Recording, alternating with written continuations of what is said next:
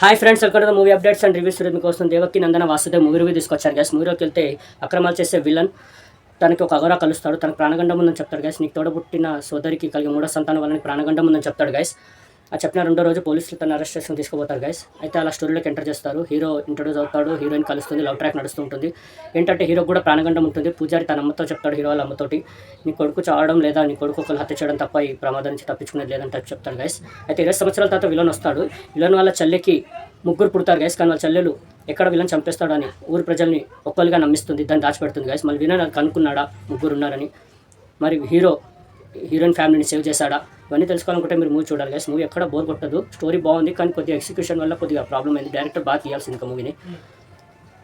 ఈ మూవీకి నేను ఇచ్చే రేటింగ్ గైస్ 5కి 2.75. వన్ టైం వాచ్బుల్ ఫ్యామిలీతో వాచ్ చేయొచ్చు. నియర్ ఉన్న థియేటర్స్లో మూవీ రన్ అవుతుంది.